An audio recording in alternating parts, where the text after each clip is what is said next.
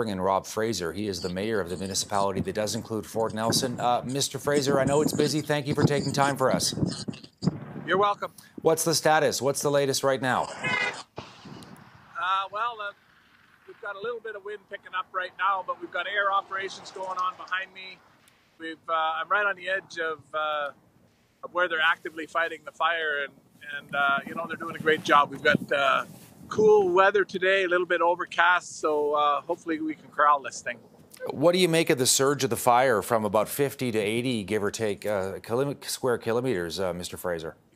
Yeah, that's scary for sure. Thank goodness the eastern edge of it is not coming any closer to the town.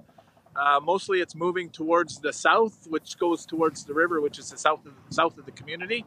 So as long as the winds hold the way they are and the weather stays like this, like I said,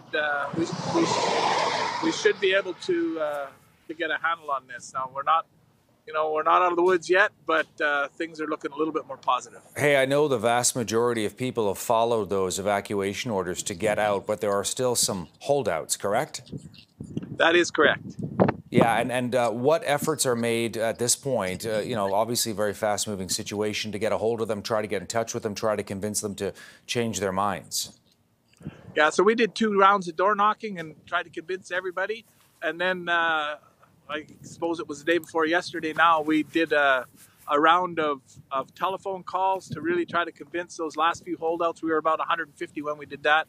I think about 100 took our advice, and we're down to about 50 residents, civilians left. There's still a critical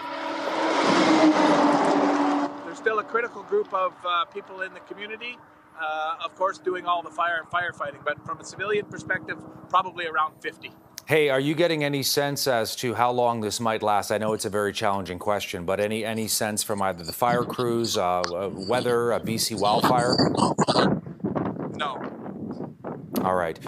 Your advice to people who are watching, who are in the area, Mr. Fraser, what would you say to them who may still be there?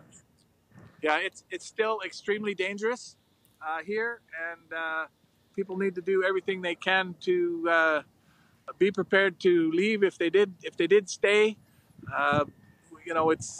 It's looking better, but it's still dangerous, and please stay out of the fire zone. Yeah, you said there's some room for optimism because of the weather. Can I ask you, as the mayor of the region, what does your day look like today? What are you doing?